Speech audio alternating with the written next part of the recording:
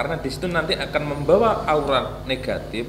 Dengan jaranan itu tadi diberikan suatu upacara agar bersih lagi, agar suci lagi, sehingga aura positif di desa itu akan muncul. Ketika aura positif muncul, desa itu akan antar tetangga ayam tentrem, rukun, dijauhkan dari bala dan seterusnya.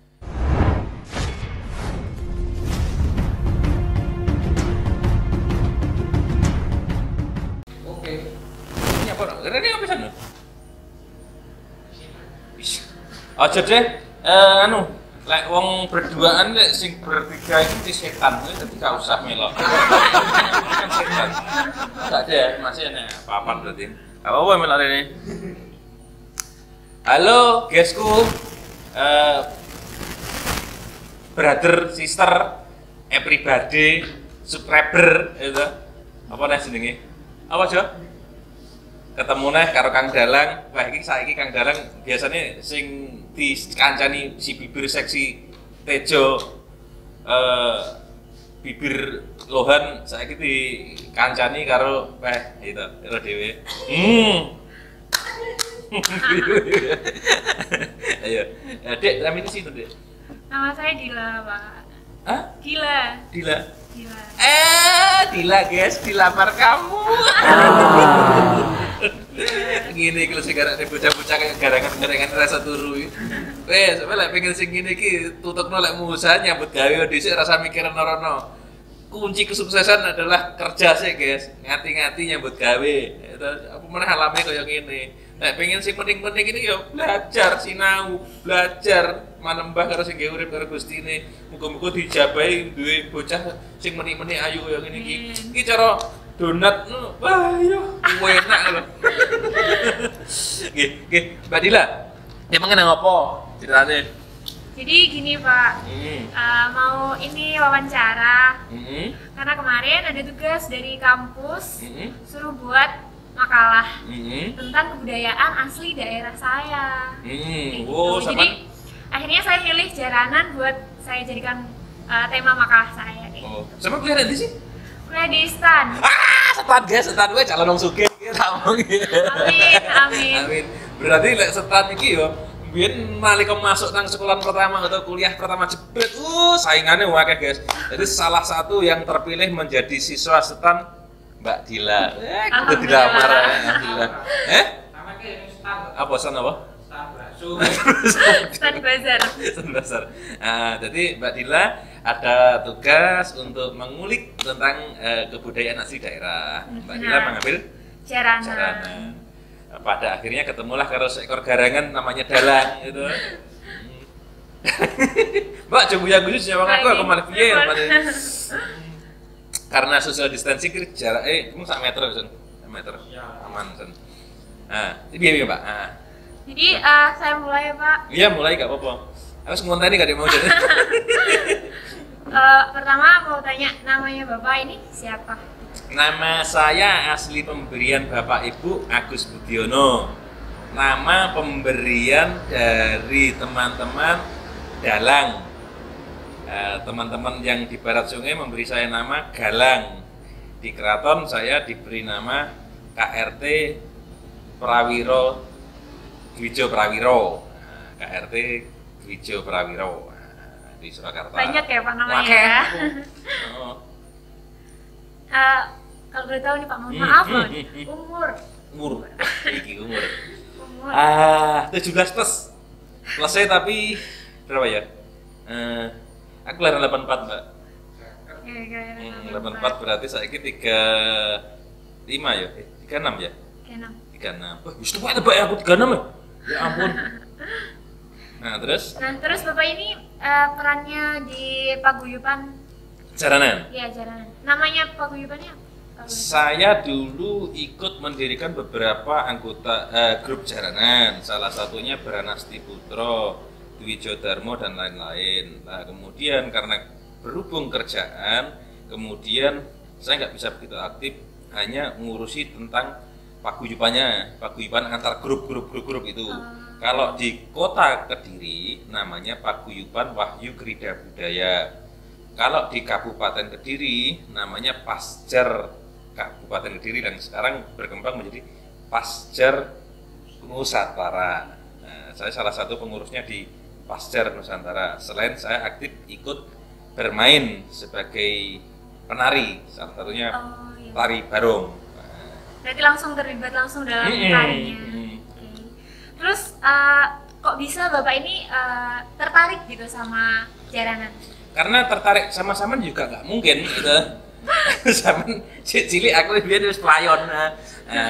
Saya tertarik ikut jaranan karena di daerah saya pada saat itu ada anak-anak yang berlatih jaranan, sehingga saya akhirnya ikut terlibat di dalamnya. Itu sekitar tahun berapa?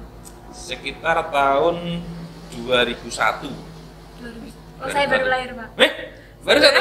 Wah, ya tenan loh, aku sejarah sama di lahir ya kan, makanya. Nah, dari 2001 aku ikut mulai jaran. Terus tertunda karena saya harus pendidikan di kepolisian. Terus kemudian setelah penempatan dinas di Kediri, Kapolresnya mau mengadakan lomba jaranan antar kesatuan, antar grup, antar kesatuan, Sabara, Lantas, Intel dan seterusnya. Saya ikut main di situ. Akhirnya sampai sekarang kebablasan ikut jaranan. Terus rasa kenapa kok pengen banget gitu melestarikan jaranan ini? Salah satunya dulu pertama cuma ikut seneng-senengan. Ketika ada orang jarang, ada rasa ketertarikan hati untuk mengikuti. Nah, setelah saya pelajari lebih dalam, dapat pesan dari almarhum kakek bahwa bentuk pelestarian budaya itu adalah tanggung jawab kita bersama. Entah apapun nanti pekerjaanmu, karena budaya adalah identitas dan jati diri suatu bangsa. Maka ketika identitas jati diri kita nanti hilang dan tergantikan dengan budaya asing, maka kita akan menjadi tamu di rumah sendiri. Maka saya lebih getol lagi memperdalam apa sih jaranan itu. Nah, tidak hanya bergerak dalam tarinya saja, juga makna dan filsafatnya tentang jaranan tadi juga ikut semakin dipelajari, diperdalam. Nah, kalau boleh tahu usia rata-rata penari atau yang tergabung dalam paguyuban yang sama dengan? Rata-rata yang sekarang ini anak usia SMP, SMA, kuliah. Berarti pemuda memang terlibat langsung ya dalam kesenian ini. Dan syukurnya sekarang banyak anak-anak muda yang ikut dan getol ikut melestarikan, ikut menarikan, ikut terlibat langsung. Trennya dapat beda dengan pada saat aku belajar dulu, di mana jaranan itu dianggap sesuatu kesenian budaya kalangan menengah ke bawah. Jadi dulu ketika saya ikut terlibat langsung ke jaranan, ketika seorang polisi ikut barong, ikut jaran, itu dianggap hal yang aneh. Polisi kok barong, polisi kok ikut tabu. Nah, pada kenyataannya berjalan seiring waktu, banyak mahasiswa yang ikut, banyak anak-anak SMA yang ikut, dan malah mereka bukan dari kalangan orang-orang biasa juga, kalangan pelajar ikut itu memberikan suatu warna yang baru di dunia jaranan. Dulu katanya jaranan itu orang-orang yang SDM-nya rendah, nyatanya sekarang banyak digemari, banyak muncul aliran dangdut, aliran musik juga dengan genre jaranan dan gitu. Berarti kita bersama mensyukurinya dan menjaganya. Terus menyikapi para pemuda yang ini, yang sekarang udah main gadget, apa-apa pakai handphone, udah mulai mengesampingkan budaya jaranan ini. Nah, menurut jenengan itu pripun, Pak? Gadget memang kita tidak bisa memungkiri perkembangan zaman ya. Kata orang-orang tua dulu, hiduplah pada zamanmu. Maka perkembangan zaman sekarang nggak bisa dipungkiri. Lah, kenapa jaranan ini tetap menarik dalam kalangan anak-anak muda? Karena ternyata penggemar anak ini juga banyak terbantu dengan medsos yang ada, mulai YouTube, mulai yang lain-lain. Jadi alat gadget ini dipakai untuk sama anak-anak, juga dipakai untuk main ke AdSense, untuk macam-macam, gitu. Kita bisa juga lihat jaranan langsung di YouTube atau itu. Jadi salah satunya itu akan membuat naluri atau jiwa jiwa entrepreneur, jiwa apa ya, penghiburnya, jiwa pengisinya semakin tertantang untuk membuat gerakan, membuat kreasi, membuat sesuatu yang lebih indah lagi dari penampilan Jaranan itu tadi. Makanya banyak kreasi muncul. Terus ini pertanyaan terakhir dari saya, Pak. Harapan harapan Bapak ini, harapan Bapak tentang khususnya kita buat pemuda ini bisa lebih melestarikan kesenian Jaranan ini gimana? Pesan saya, tanggung jawab pelestarian budaya ini tidak terpaku kepada salah satu orang atau kelompok saja, tapi melainkan tugas kita bersama. Kenapa pemuda kita harapkan untuk ikut melestarikan? Karena mereka lah yang akan mewariskan lagi kepada generasi yang akan datang atau adik-adiknya atau nanti kepada anak-anaknya. Jadi regenerasi ini kalau bisa Jaranan semakin berkembang lebih baik, lebih bagus lagi dari yang dulu-dulu. Tidak hanya menggali tentang seni tradisi, tariannya, jogetannya, gerakannya, tapi juga nilai filsafat, nilai seni, nilai ajaran yang terkandung di dalamnya. Maknanya banyak sekali karena di situ ada sesaji. Apa sih makna sesajinya Jaranan itu? Karena sesaji dalam khalayak umum sekarang banyak dikatakan bahwa sesaji itu musyrik, syirik dan seterusnya, memuja setan dan seterusnya. Apa sih laras gamelan itu? Tidak hanya sekedar menari, tapi pelajarilah apa arti laras itu tadi. Tangga nada 1 sampai 7 itu tadi apa? Di situ ada doa mantra atau ujub-ujub. Apa sih doa itu? Bentuk pengharapan apa yang diucapkan dengan gambu? Kita pelajari. Tidak hanya sekedar generasi muda ini cuma joget dangdung, tapi juga ada nilai ajaran ngajinya ada di situ, mengaji diri sendiri. Terus tambah satu lagi itu. Aku seneng lah nambah-nambahin ini. Katanya Jaranan ini sempat dijadikan para wali buat ngajar Islam. Itu benar apa bukan? Kalau memang para wali dulu, sepengetahuan saya menurut sejarah yang tak terima, dalam penyebaran suatu ajaran itu merangkul budaya, salah satunya wayang, salah satunya Jaranan, salah satunya seni-seni lain. Ketika masyarakat sudah senang, disitulah pesan-pesan nilai-nilai luhur bisa disampaikan. Jadi mungkin juga Jaranan sebagai salah satu media siar ajaran pada saat itu. Jadi harus bisa dibedakan juga mana Jaranan atau budaya yang memang sebelumnya sudah ada kemudian dipakai atau suatu kesenian yang diciptakan pada saat era itu. Contohnya wayang, jauh sebelum itu wayang juga sudah ada melalui pergerakannya wayang beber dan seterusnya sampai sekarang seperti ini. Jaranan juga gitu, dulu Jaranan cuma gong, kenong, kendang, sompret sama penari. Sekarang berkembang jadi ada tembung saronnya, ada sindennya dan seterusnya.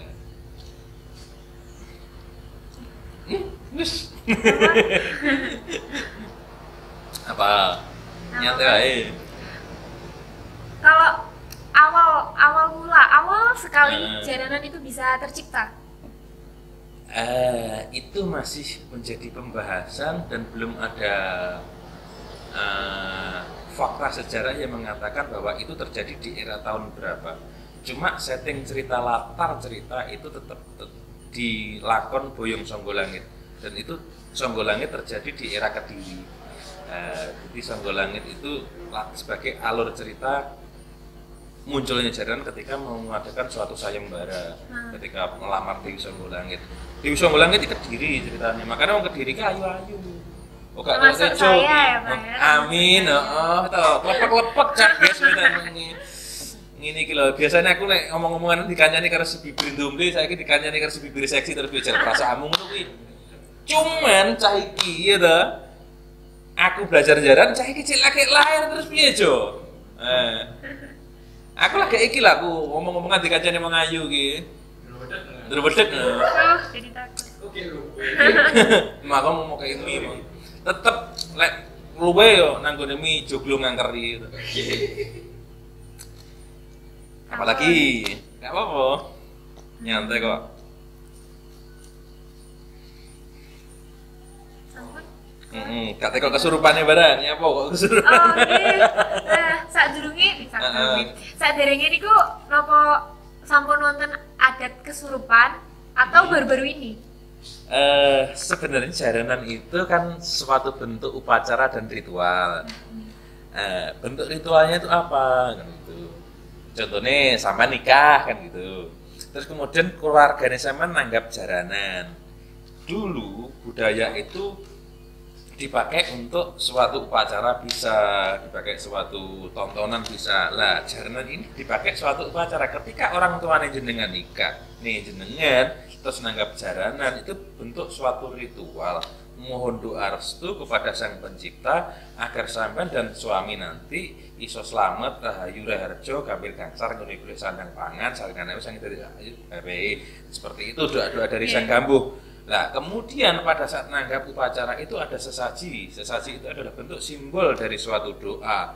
Makanya nek kono enek tolak jeneng sengkolo, enek bujeng kuat dengan harapan zaman dijauhkan dari balak sengkolo. Ada bujeng kuat, zaman bisa sekeluarga kuat barangi. Terus ketika dadi, pertanyaan sama tadi, ketika dadi itu bagaimana? Mungkin ada keluarganya sampean, entah itu kakek, entah itu adik, ibu sampean atau apa, pernah mengalami suatu kejadian di mana beliau meninggal pada saat belum saatnya meninggal, namanya salah pati. Salah pati ketika naik kendaraan, tabrakan itu salah pati. Di mana dia merasa masih hidup di alam ini tapi nggak punya raga. Jadi dimensinya beda, tapi dia nggak punya raga. Mau minta tolong siapa karena nggak ada yang mendengarkan. Mungkin ada yang ulah pati karena perbuatannya sendiri dia mengakibatkan mati. Contohnya apa? Dia gantung diri dan sebagainya. Dengan upacara jaranan inilah kemudian ketika seseorang menari, dia menyatukan wiraga wirama wirasanya. Gelombang otak ini akhirnya nyambung dengan dimensinya dia. Nah, dengan keadaan dimensinya dia nyambung, bisa connect. Umpama 95,1 FM, di sini 95,1 FM, akhirnya terjadi suatu sinyal yang bisa diterima oleh gelombang otak kita menyampaikan, aku buraku nek kono lu, tolong sampurnakno. Dengan hal semacam inilah leluhur-leluhur sampean yang seharusnya sudah kembali kepada Sang Pencipta menyampaikan ini, kemudian diberikan doa, disempurnakan apa yang menjadi keinginan sehingga dia dengan tenang meninggalkan dunia ini menghadap Sang Pencipta, seperti itu. Lah, bagaimana dengan leluhur-leluhur yang hebat? Mungkin leluhur-leluhur sampean bin Mbah Buyut dan seterusnya itu ada yang meninggal tapi dia sudah sempurna, pengetahuannya sudah tidak terikat dengan keduniaan. Dan leluhur yang hebat inilah disambat untuk dimintai doa restu agar kehidupannya sampai nanti ke depannya lebih baik, seperti itu. Jadi ndadi itu bukan setan dilebokne nang awak, bukan. Jadi ndadi itu semisal sampean analoginya punya televisi, sampean punya remote. Ketika frekuensinya nyambung, bukan remote ini masuk ke dalam TV, tapi TV ini sebagai sarana atau media, kemudian remote ini menentukan, oh volumenya dibanterne, oh kubur aku nek kono lho tulung rahmatan kamu sampurnakno. Remote ini yang memerintahkan. Lah ini yang bisa menangkap sinyal, menyampaikan visualnya kepada gambuh, kepada keluarga kan gitu. Terus mungkin ada keluargane sing di kekuburan dulu, teragang gitu. Kemudian masuk sinyalnya jebret terus memberitahukan aku biyen dikubur nek kono lho, aku gak tahu diopeni dan sebagainya. Kemudian oleh keluarga ini didoakan dengan sarana sesaji yang ada di jaranan tadi disempurnakan sehingga tidak mengganggu kehidupan manusia yang hidup di alam nyata ini kan gitu. Jadi intinya jaranan itu ndadi itu adalah untuk komunikasi dengan yang ada. Ibarat yang ndadi itu televisi, visualnya yang bisa diterima, tapi dimensi frekuensinya yang mengganti-ganti adalah remote.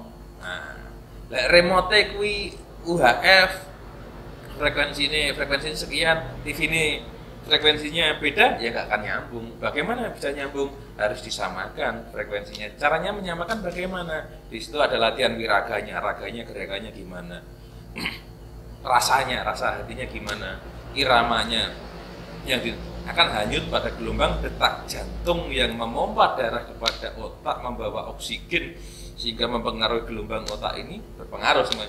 Semua sebenarnya ilmiah semua, leluhur kita dulu hebat. Nah, inilah yang menjadi PR kita dari generasi muda. Jangan cuma ikut menari dan menari, tapi perdalam lagi ajaran seninya, ngaji ini tadi. Ini malah kalau ngaji sidik malah. Saya juga jadi dapat ilmu. Terus kalau ada yang bilang kalau penari atau yang terlibat dalam tarian kesenian jaranan ini itu punya teman. Temannya ini ditaruh di barang-barang kesayangan, misalnya kayak barongannya seperti itu. Apakah benar? Ada juga yang memakai itu. Itu kalau dalam istilah kerennya disotrekne atau diberi kodam atau diberi pendamping. Sebenarnya bukan pendamping dalam hal untuk selek. Kalau upacara itu harusnya yang diberikan ke situ adalah sosok-sosok yang ketika dipakai upacara itu membantu agar terlaksana upacaranya atau tujuan dari tanggapan ini tadi lebih berhasil lagi. Cuma kadang-kadang lebih kepada penampilan atau tontonannya ben amprih jogetku tambah apik, makanya alatku tak sutrekne tak isi tak kei anu kan gitu. Seharusnya ini tak pakai untuk tujuan upacara. Upacaranya ini adalah bersih desa atau sedekah bumi atau pamarisodo bumi untuk satu desa kan gitu. Berarti di situ nanti yang diharapkan mbok menawa atau semisal di desa itu ada kecelakaan, di desa itu ada orang hamil di luar nikah dan sebagainya. Nah, inilah kembali harusnya jaranan ini kembali ke relnya lagi, bukan cuma seneng-seneng toh. Nah, ini yang saya harapkan sebagai salah satu pelaku yang sudah mulai gak payu kan. Pelaku sing mulai gak payu. Aku jujur loh, Jo. Nah, mengenai payu gak payu. Bapak ini gimana caranya menarik perhatian teman-teman di sekitar gitu? Biar ayo ikut serta sama aku, terlibat sama kesenian jaranan gitu. Memberikan suatu penampilan yang berbeda. Kalau nggak bisa jadi yang terbaik, nggak bisa jadi yang pertama, jadi yang terbaik. Kalau nggak bisa jadi terbaik, jadilah yang berbeda. Karena di situ kamu akan mudah diingat. Itu prinsip. Siap. Kalau nggak bisa jadi pertama, jadilah yang terbaik. Kalau nggak bisa jadi terbaik, jadilah yang berbeda. Maka kalau aku belajar barong, karena aku seneng di barong. Yang pertama sudah banyak sebelum saya. Yang terbaik sudah ada mbah-mbah senior-senior yang luar biasa. Maka aku membuat suatu pola atau gerakan yang berbeda sehingga aku mudah diingat. Sehingga ketika aku main akan membuat perhatian dari orang-orang agar mempelajari apa yang tak praktekkan. Salah satunya orang Jawa dulu tidak terlepas dari doa. Doa itu luas. Salah satunya ada doa untuk biar membuat orang senang. Nah, cara keren itu, jangan ganteng, monggo, joglo ngangkri menerima pesanan kopi. Nah, gitu. Salah satunya adalah doa tentang biar mudah digemari oleh orang. Yang keren, jalan goyang. Nah, salah satu doa di jalan goyang apa? Ibarat tak sabet nih, tak pecut ke ya.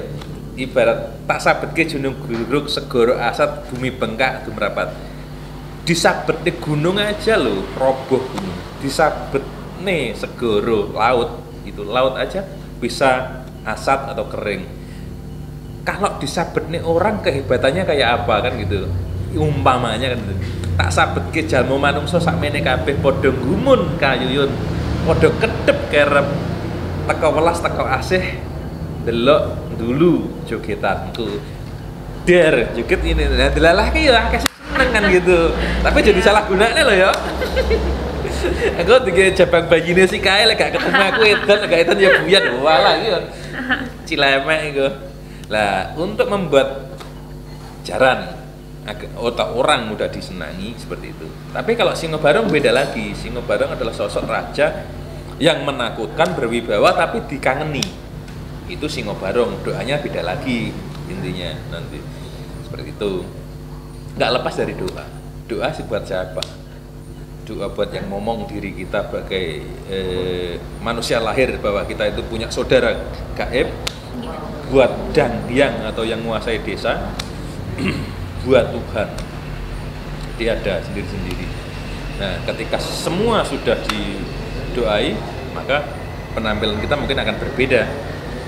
Agak sudah sing terbaik pertama, dari sing terbaik, tiga terbaik, dari sing berbeda, agar mudah dihafali. Cuman berbeda Mbak Dila itu.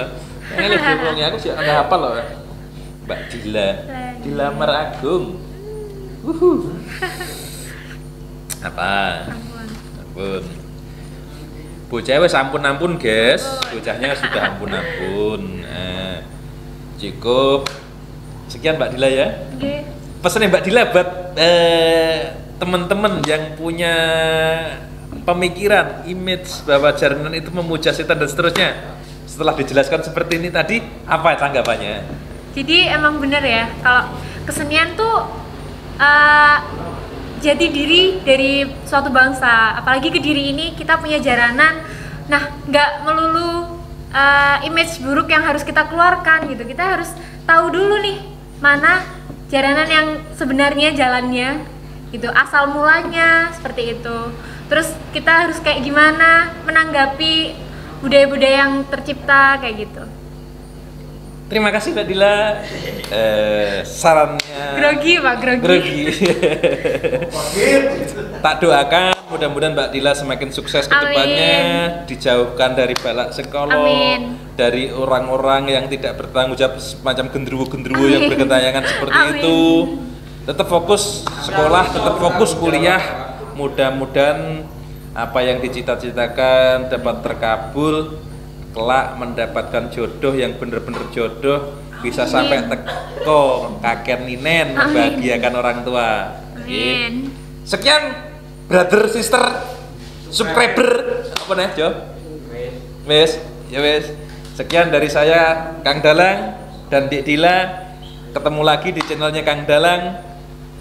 Enek kurang luwe, njaluk sepura menungso lumrah, jalmo sagotrah. Nyuwun gungi samudra pangaksami, panutup ngatur, rahayu, rahayu, rahayu.